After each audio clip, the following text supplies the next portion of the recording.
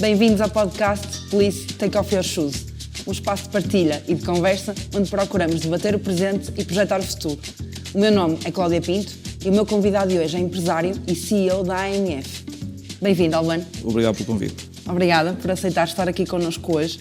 Começamos esta rúbrica muito bem calçados, mas também com os sapatos que são muito especiais. Sim, bem calçados, com sapatos partilhados, efetivamente, também. Mas sim, trago dois sapatos especiais para nós, que são, um é o nosso sapato de ouro, é o sapato que deu nome à marca Twerk4, na altura 2W4.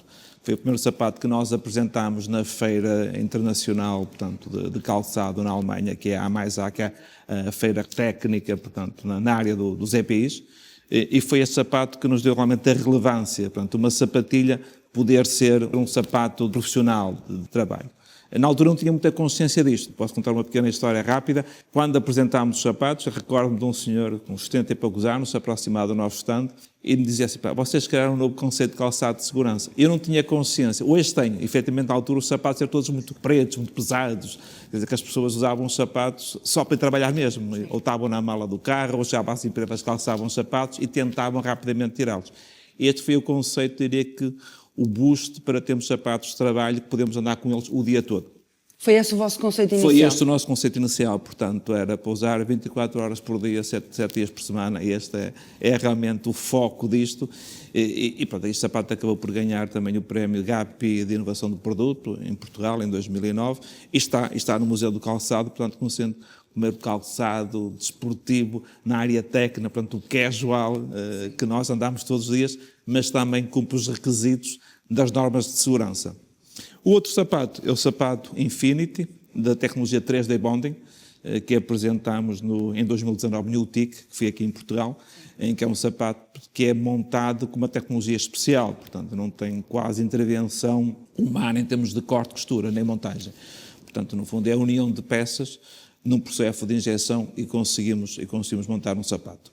Este é um sapato que ainda não passou para a fase industrial realmente a sério, portanto já estamos na terceira fase de desenvolvimento deste produto e vamos ver se este ano conseguimos pô-lo na fase final industrial no mercado. Vamos voltar um bocadinho então atrás no tempo. Como é que começa a AMF? A AMF começa a trabalhar em regime de outsourcing para as fábricas do setor. Portanto, a fábrica foi criada por mim no ano de 1999.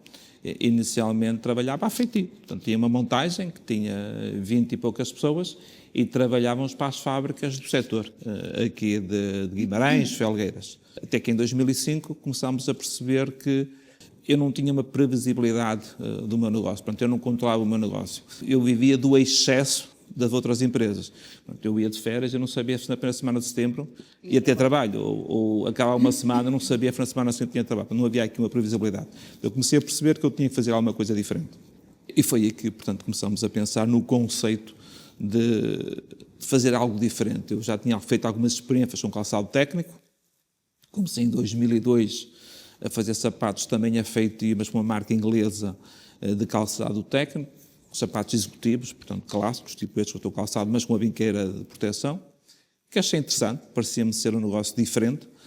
E depois a lógica foi simples, entre as centenas de empresas em Portugal que fazem moda, as 2 ou 3 empresas que havia na altura, havia 2, que fazia calçado técnico, parecia-me ser mais fácil ir para a área técnica, até porque não sou muito a pessoa de fazer calçado de moda, não é muito a nosso género, não é somos mais de projetos, de criar inovação, de criar coisas e trabalhando nelas, até elas darem frutos. E foi isso que aconteceu. Portanto, em 2005 acabei também por vender por 50% da empresa, portanto, ao Domingos Almeida, que é o meu sócio atual, um amigo meu de infância, portanto, é economista. Acabei por o convidar em 2004 para vir para a empresa, para fazer uma análise financeira à empresa. Nós tínhamos vários negócios na altura, o trabalho era feitio, fazia calçado de criança que vendia em toda a Europa e subcontratava empresas em Fão João da Madeira e em Felgueiras para fazer os meus sapatos, que eu vendia com a marca Cleo, que era uma marca francesa de roupa. Eu fazia os sapatos para essa marca e tinha já o calçado de segurança, já fazia alguma coisa de calçado de segurança, pronto, parecia aqui interessante haver aqui um bom negócio, este nicho. Era, pois, também fazer mais algum investimento E, portanto, foi isso que combinámos hoje. Portanto, ele comprou parte da empresa, eu reinvesti, no fundo, o que ele me comprou, ele voltou a reinvestir. Portanto, a empresa ficou financeiramente muito sólida, o que nos permitiu avançar com a área de calçado técnico.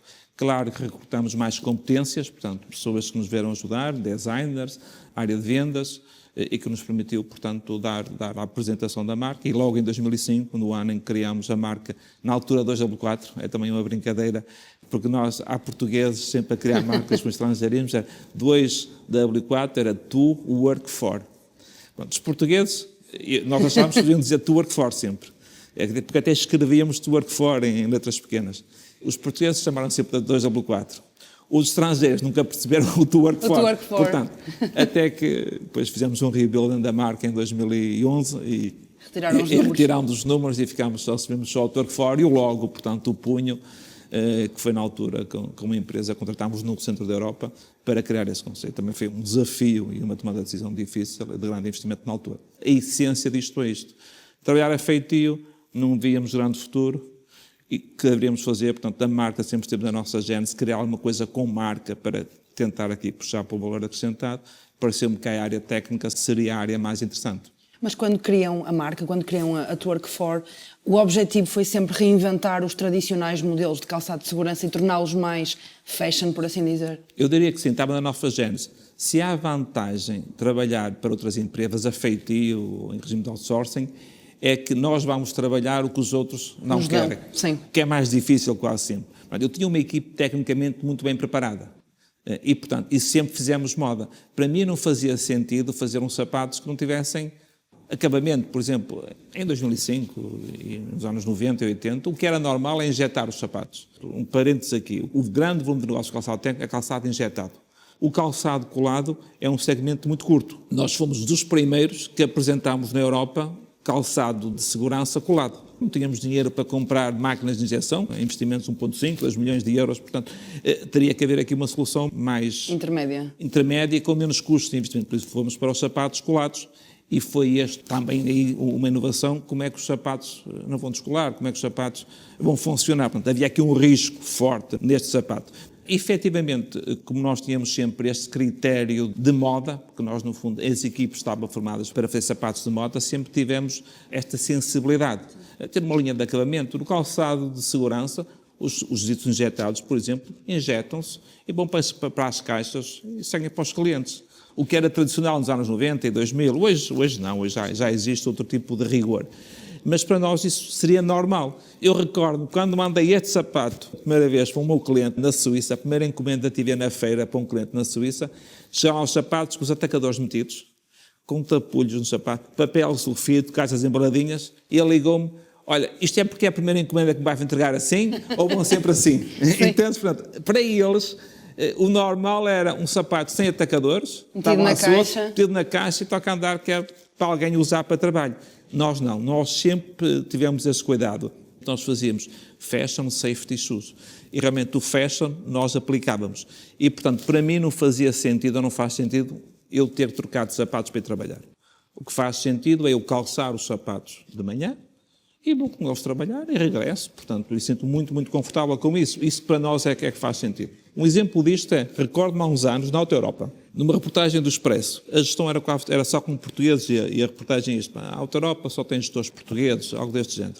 Todos eles, eu devo ter sido o único que vi, eventualmente, estavam com sapatos de work for. Eu digo, sim senhor, é realmente isto que nós queremos, que as pessoas se sintam confortáveis e ficam descontraídas, portanto, andar com sapatos de outro for. Precisamente todo o dia. Dou-te um exemplo. Estes dias o Pedro Castro, o meu sócio na Loft, na outra empresa, estávamos a trabalhar na fábrica, ele arrancou que ia para Paris, para uma questão pessoal dele. Ligou-me no aeroporto, vim com os teus sapatos. Sente-se tão confortável o dia todo com eles. Passou o final de semana numa questão pessoal, confortável, com os sapatos dele. Então, que tal? Correu bem, top. Para nós, isso é que faz sentido no calçado. Isto, de certa forma, atuando a Twork For neste mercado, fez a diferença. Como é que foi a reação dos clientes a este novo modelo, por assim dizer, de calçado? Houve os céticos, os que não acreditaram, efetivamente, para aquela malta que é giro e tal, mas isto não vai aguentar nada. Houve aqueles que, vamos experimentar então um bocadinho, para perceber se a coisa faz sentido. Eu diria que os primeiros clientes foram aqueles clientes mais pequenos, portanto, foram experimentados, lá ver se isto realmente funciona. E, portanto, houve aqui esta desconfiança que é natural, pelos motivos, primeiro, por ser um calçado esportivo, por ser um calçado que parecia os nossos ténis que andámos todos os dias. Será que é seguro? Será que cumpre a norma? Será que cumpre os requisitos? Será que realmente vai ter a durabilidade que é expectável? Houve também uma aprendizagem da parte de alguns clientes. Eu recordo-me que, em determinada altura, as pessoas tiveram que... O sapato tinha que ser usado, não era para as funções todas. Pronto, eu não podia pôr este sapato nas obras.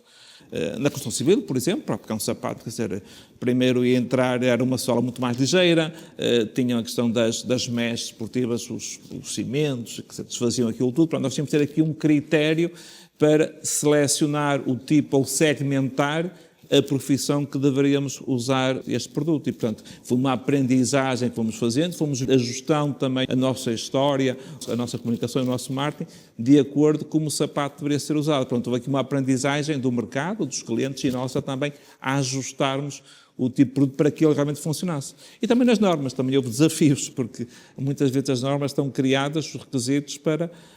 na altura, para aquelas botas pesadas, duras, quer dizer, portanto, quando nós fazemos sapatos que desafiamos também a regra, cria-se aqui desafios que têm que ser ajustados e conversados e haver equilíbrios. Não é? Mas sente que a empresa desafia muito as normas? Eu sou perigoso. Tive várias discussões com o CTCP. Eu acho que evoluímos bastante todos, mas recordo na altura de haver grandes discussões, especialmente com a doutora Isabel Garcia, que já não está, e com a Maria José Ferreira, que ainda se mantém, e na altura o Gero Melo, e tivemos várias discussões sobre o tema, e portanto há uma coisa que sempre teve, e reconheço-lhe mérito ao Melo, à Maria José Ferreira em particular, sempre tiveram a noção do que era o equilíbrio. E, portanto, e muitas vezes não é que deixámos cumprir o requisito, porque isso não seria legal, mas sempre tivemos o bom senso de percebermos o que é que estamos a medir e, portanto, que às vezes existe o cinzento no meio destas coisas. Não quero dizer que em algum momento não tenhamos cumprido qualquer requisito da norma, porque isso não faria sentido, como é óbvio, mas foram desafios que tivemos que ter de ambos os lados e dos nossos lados de desenvolvimento. Quando queremos fazer um sapato, queremos que seja confortável, que seja ligeiro, o mais possível, que as pessoas achem bonitos, mas tem que ter biqueiras de proteção, quer dizer, biqueiras de aço. Nós não usamos biqueiras de aço, portanto, para nós foi logo uma limitação, não vamos fazer isso. Ou palmilhas de aço, também não usamos, estamos lá em 2005, portanto, não fazia sentido para nós porque tivemos que encontrar outros materiais. E esses outros materiais passavam no requisito. Mas mesmo a própria questão da análise do requisito da perfuração, por exemplo, criava várias interpretações, muitas vezes, na própria norma. E, portanto, havia, no fundo, estes desafios, mesmo para a nossa industrialização, como é que nós conseguimos, para o nosso desenvolvimento, fazer um produto que consiga passar e cumprir estes requisitos. E, portanto, os meus recursos humanos e a competência das minhas equipes foi fundamental. Portanto, eu tenho e tinha e continuo a ter realmente equipes fortes, com uma capacidade forte de desenvolvimento. E, portanto, e de criação e de inovação, deixa-me dizer assim. Isso também é o sucesso de nós conseguirmos ter uma marca que traz um conceito inovador para o mercado, cumprindo as regras que não eram tão inovadoras assim, que já estavam no mercado há imensos anos. Este é um nicho de mercado que é muito regulamentado, é isso? Sim, não há nenhum sapato dentro da AMF que não tenha uma marcação CE. Ponto. É proibido fazer sapatos. Eu acho que nunca fiz um par de sapatos. Fiz na altura trabalhava a feitio para as empresas da região. Mas desde 2006 eu estou autónomo só a produzir as nossas encomendas. E, portanto, sempre fizemos calçado técnico. Mesmo calçado técnico não tenha uma biqueira, fazemos sem biqueira, nós vamos também certificá-lo, que é o que nós chamamos de ocupacional. Pronto, isso é impossível para nós não ser assim. Pronto, a regra e a regulamentação é fundamental. E por isso realmente as equipes são um pouco diferentes das equipes que existem nas fábricas de moda. Nós temos de ter equipes com conhecimentos técnicos, quer dizer, dos produtos, dos materiais, na área química, na área de engenharia técnica, quer dizer, materiais. Nós temos realmente que ter pessoas com mais esse perfil. E um projeto de desenvolvimento na AMF, antes de 1 ano e meio, 2, o sapato não vem para o mercado. Portanto, enquanto que na moda, em 3 meses ou 2 meses, os sapatos estão cá fora, centenas deles já acabam. Também, claro, este sapato de ouro, por exemplo, começámos a vender em 2005, efetivamente foi para o mercado em 2006, e eu acabei de vender este sapato saiu de coleção para em 2015, 2016. Portanto, também temos depois um período de vida muito longo, que nos trava outros desafios, mas temos um período de vida muito longo também neste tipo de produto. Não é? Olhando um bocadinho para a história da AMF e da própria marca, a inovação parece ter sido uma peça-chave neste percurso. Foi sempre algo que nasceu quando criou a empresa ou a inovação foi acontecendo ao longo do caminho? Eu sou engenheiro, portanto, por ser engenheiro por profissão por si, tenho realmente esta apetência muito mais técnica e sempre crítica, e de perguntar porque é que é assim, porque é que não é assado. Eu sempre fui assim, portanto, eu não sou uma pessoa muito acomodada. Mesmo no calçado a feitio, eu muitas vezes lá na empresa, na montagem, nós fazíamos coisas de formas diferentes e vinham as fábricas depois levantar a mercadoria e replicavam alguma das nossas boas práticas. Portanto, sempre tive isto na minha gênese. E depois também tive outra coisa sempre que aprendi, quer na universidade, quer em palestras que ia fazendo. Eu não acho que faça sentido ir para o mercado e, se aquele está a vender bem aquele produto, eu vou fazer uma coisa igual. Eu não acho. Eu acho sempre que nós temos que apresentar alguma diferenciação no mercado. E, portanto, tive sempre isto mesmo na minha gênese. E quando fizemos a análise para a marca, na altura 2W4, portanto, a Torque4, o que é que nós vamos fazer? Pá? Eu recordo-me que o designer e técnico na área dos EPIs para o calçado de segurança foi alguém que vinha da área técnica, que eu precisava também de algum apoio técnico para nos ajudar um bocadinho como construir um sapato de segurança. Quando ele chegou à empresa, ele fez a primeira proposta de projeto que vinha com coisas muito tradicionais. Pá, desculpa, mas não é isto que nós estamos a pensar. Vês aquela estante de peles que está ali? É para usar tudo. Vês aquelas... É para usar. Não pode. É para usar. Quer é que meta as biqueiras aqui. Foi mesmo assim a palavra. Como é que vamos fazer o risco? Lá que fomos evoluindo, mas ele também era alguém que tinha esta capacidade de inovação, também sempre gostou de fazer coisas diferentes e que na altura onde ele estava nunca teve essa possibilidade pelo empresário ou pela estratégia da empresa ou da marca que ele representava, nunca teve essa coragem. E nós tivemos-la e, portanto, corremos o risco e somos muito isso. Portanto, sem isto eu iria para o mercado como sendo mais um, mas com uma desvantagem enorme. Eu fazia calçado só colado. O mercado de calçado técnico, 95%, é injetado, ou talvez mais. E, portanto, eu estava numa desvantagem enorme. Portanto, ou vou realmente com uma diferenciação para determinados nichos de mercado, ou então não faria sentido. Depois, com o tempo, também percebi uma coisa. Já foi depois mais com o sucesso que nós, felizmente, fomos tendo nas várias coleções que fomos criando. Nós acabámos por ser muito copiados. Portanto, as pessoas olhavam muito para o produto que nós fazíamos. Recordo uma altura que, numa feira em Paris, copiaram integralmente a minha coleção. Portanto, uma empresa italiana, através de um cliente meu na Alemanha, portanto, que me estava a comprar aquele tipo de produto, que eram os sneakers, e eles copiaram integralmente a coleção, inclusive expuseram-nos na própria feira os nossos certificados de marcação CE, feitos aqui no Centro Tecnológico de Calçado. Nessa altura liguei ao Germel, na altura o diretor do Centro Tecnológico de Calçado. Estão-me aqui a copiar com os meus boletins de ensaio, com os meus certificados, na empresa ao lado. Pronto, deu ali algum celeuma, chamámos a direção da feira, inclusive, para tentar minimizar o problema. Mas eu dei por mim, passado um mês ou dois, em que eu tinha... Esta era uma empresa que produzia na Albânia, comercializava via Itália e tinha sede na República do San Marino. E tinha também este agente na Alemanha, que também era meu cliente. Pronto, já estava com 4 providências cautelares. Portanto, o dinheiro que nós iríamos realmente usar para poder travar não ia fazer efeito. Portanto, não ia surtir efeito. Isso, numa empresa pequena, ainda mais complexo torna uma situação destas ou avançar com ações contra grandes empresas europeias. E então a regra foi, a partir de hoje, não podemos lançar mais na minha coleção, para além de ser o que nós achamos fashion, tem que ter uma tecnologia. Portanto, desde 2009 é obrigatório, todos os sapatos têm uma tecnologia.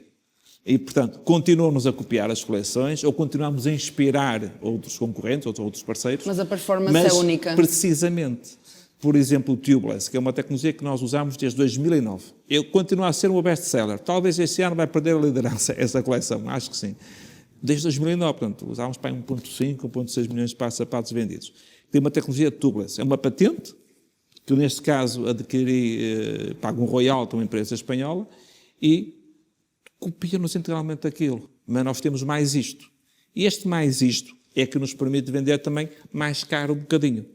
E permite outra coisa, selecionar clientes. Portanto, os bons clientes, os clientes que querem estar na linha da frente, não vão fazer tudo connosco, seguramente, mas não nos querem deixar. E reconhecem o valor acrescentado. Este mérito. E se alguma coisa a AMF tem, é esta capacidade de conseguir atrair os melhores clientes europeus, para a marca que for. Há também, a AMF tem produtos private label, claro que sim, 50% do nosso negócio é efetivamente private label, mas mesmo esse private label com novas tecnologias, em que eles têm que produzir na nossa empresa, portanto, é-lhes difícil irem para outros sítios, que é pelas certificações, mas também, às vezes, pelas tecnologias, que nós permitimos que eles usem aquelas tecnologias na marca deles, no sapato deles, no que seja. E, portanto, acabou por ser uma regra. Portanto, o que na altura era uma inspiração muito mais minha, diria eu, e das equipes que nós formámos no início, portanto, felizmente sempre tive boas equipes que vinham connosco e percebiam a dinâmica e, portanto, continuavam ainda a puxar mais. Muitas vezes tem lá gente que puxa muito mais do que eu neste momento pela inovação e por novas ideias, mas acabou por ser uma obrigatoriedade para poder ter sucesso num segmento tão competitivo. A moda pode ter tanta consciência disto, mas quando fazes sapatos são anos seguidos a ter sucesso, as cópias são passado 6 meses, ou passado 1 ou passado 2, sempre com preços muito mais baixos. E como é que tu consegues manter o nível de venda e o sucesso e a captação de clientes quando já outros começam a copiar os teus produtos de uma forma muitíssimo, quer dizer, não é melhor, mas com preços muito mais interessantes, é realmente um desafio grande. A inovação parece ter sido o valor acrescentado que colocaram nos vossos produtos. Esta também pode ser a solução para a indústria de calçado? Não tem necessariamente de ser uma inovação completamente fora da caixa. O que tem que ser, na minha visão, é mais uma diferenciação. O que nós temos, isto é, acho que está na essência dos empresários, e Portugal tem um bocado isto, e se calhar noutros países também terão, é que se o Zé tem sucesso a fazer aquilo, vamos todos fazer aquilo. Isso está menos bem.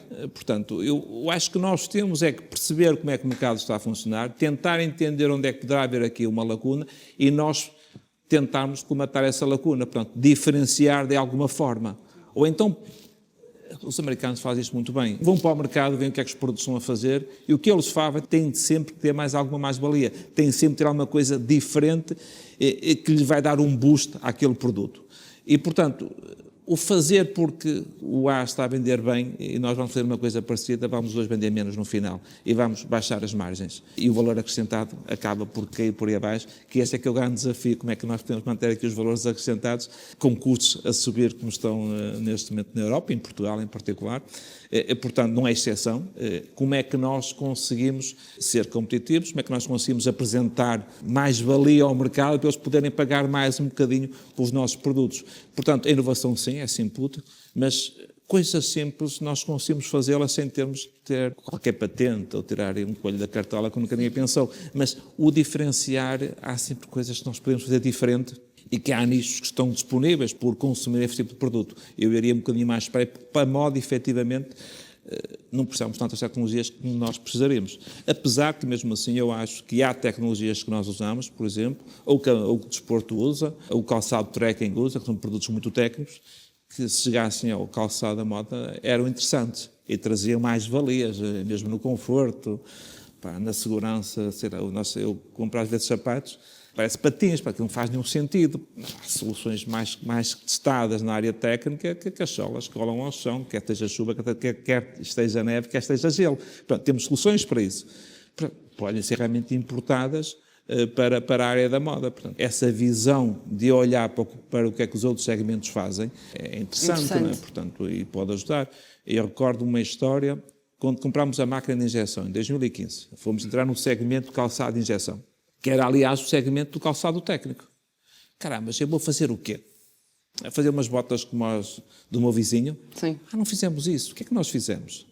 Falámos com a Michelin na altura, portanto, casualmente, numa feira, que não tem nada a ver com calçado. Conheci uma pessoa responsável dessa área, e desafiei, vamos fazer uma sola com os pneus da Michelin. É só porque os vossos pneus são bons.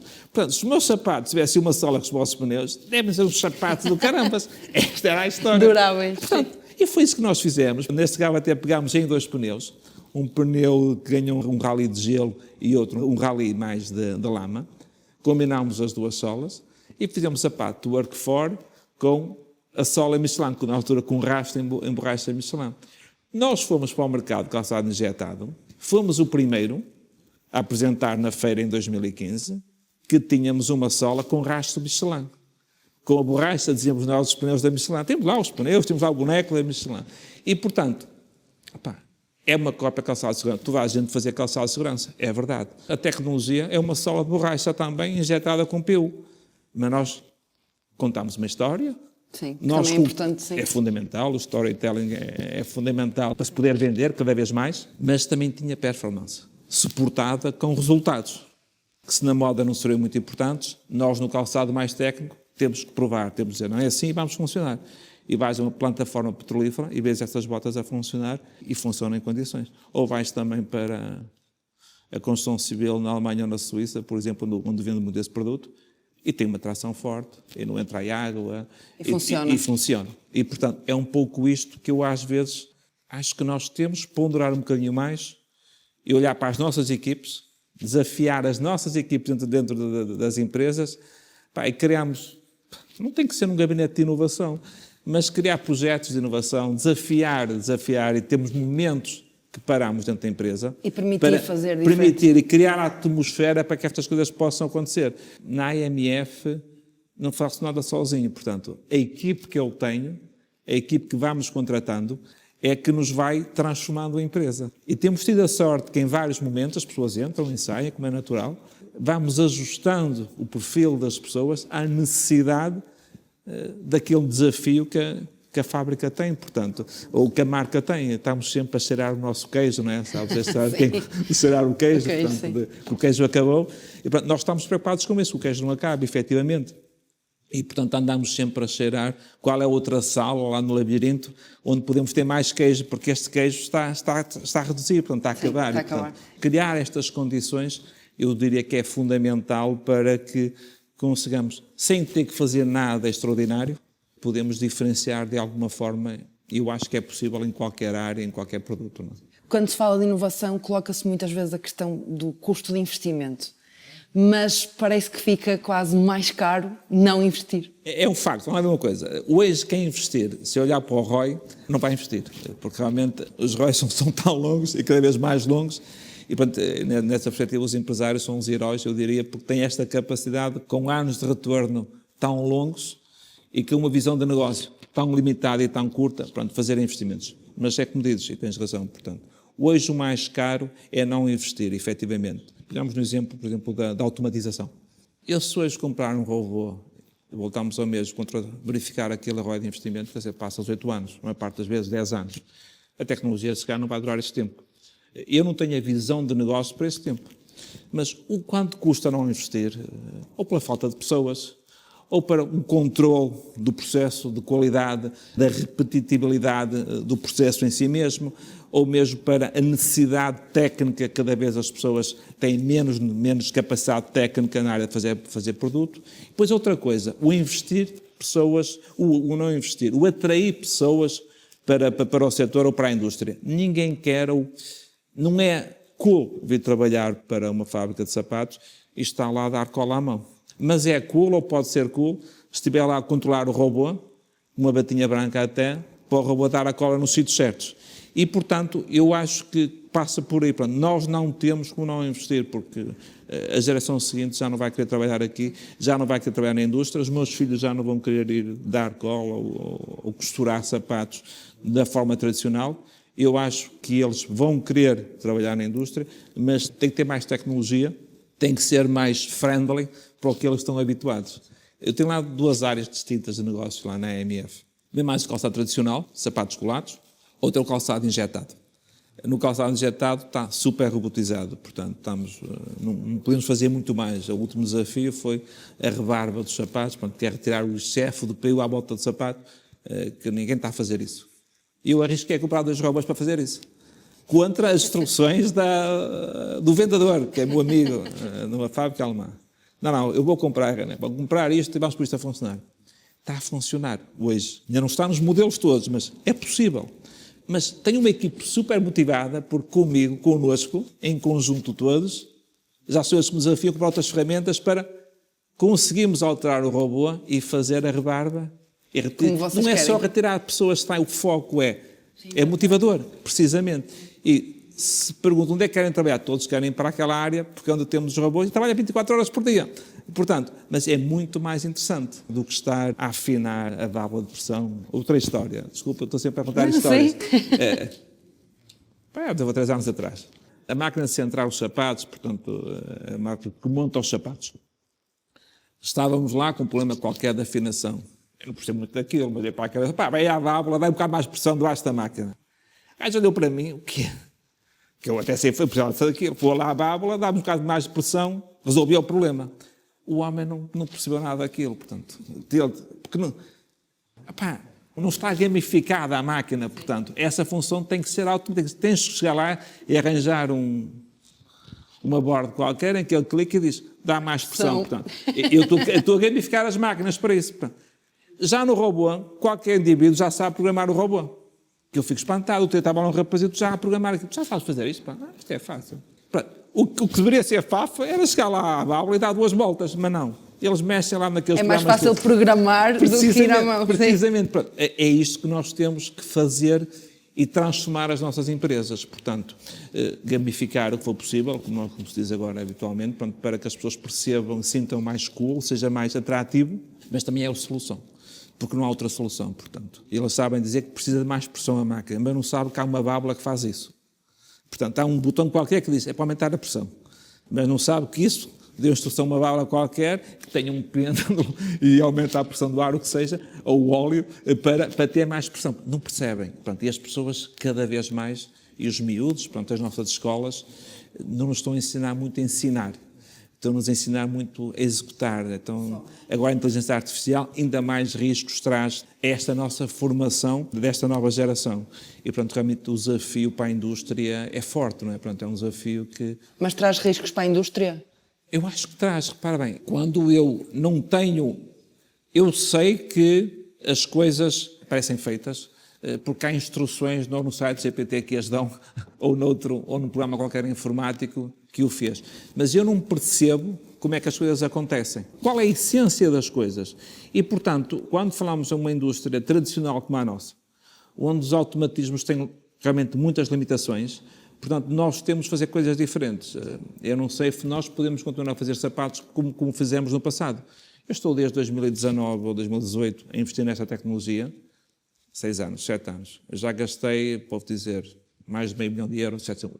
Vou entrar para €1 milhão de investimento na tecnologia. Na tecnologia? Não sei se vou ter sucesso. A tecnologia tem sucesso. Agora tem que inventar máquinas para a tecnologia poder funcionar de uma forma industrial. Porque eu já vendi muitos sapatos destes, do Infinity, mas tive que parar porque não tinha capacidade produtiva e não tinha máquinas desenvolvidas suficientes para que a tecnologia possa ter sucesso amanhã e que possa ser viável à escala industrial, percebes? E, portanto, nós temos que fazer coisas diferentes e realmente o desafio vai neste sentido. Ainda mais em indústrias tradicionais, como é o calçado, como é a têxtil, como é o vestuário. Portanto, como é que nós podemos linkar, tecnologia, saber fazer às tecnologias, aos novos processos, mantendo o glamour do calçado português, do made in Portugal e fazer sapatos bonitos em Portugal e bem feitos, é realmente um desafio. E eu acho que quando mais depressa nós realmente tomamos consciência disto, volto ao mesmo, repetindo o exemplo do quem comeu o teu queijo, a história é gira, eu repito muitas vezes. Há pessoas que veem o queijo desaparecer e não fazem de conta que não aconteceu nada. Estão à espera que tudo volte ao normal. Seguramente que é mais caro não fazer nada do que fazer alguma coisa. Quem mais tarde se adaptar, mais tarde vai crescer, mais tarde vai ter sucesso. E ao invés de quem mais depressa perceber que o mundo mudou, que as coisas mudaram, vai sofrer menos e vai ter mais sucesso amanhã. E, portanto, não adianta, mudou o mundo. E, portanto, nós temos que nos adaptar, porque nós não vamos conseguir inverter a roda. Portanto, é difícil, é difícil. E, portanto, é nesse sentido um bocadinho que é uma mensagem que eu acho que nós na indústria temos desafios fortes.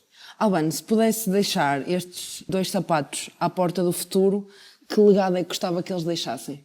Olha, como o mundo mudou, estes não deixava. Portanto, tenho este que eu gostaria de deixar, efetivamente. Gostaria de deixar na perspectiva de fazer sapatos diferentes.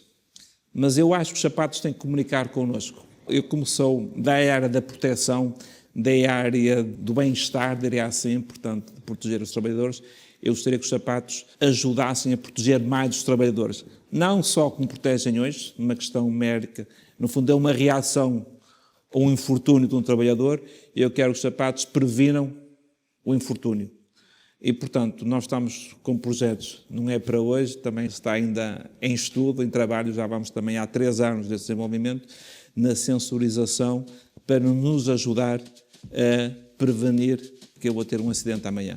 Portanto, temos várias áreas nesta linha. Portanto, eu gostaria que amanhã os meus sapatos, para além de serem diferentes, a forma de os fazer, nos pudesse prevenir, nos pudesse alertar que eu vou ter um acidente. Obrigada. Obrigado. Obrigada por nos acompanhar em mais um episódio do podcast Please Take Off Your Shoes. Até à próxima.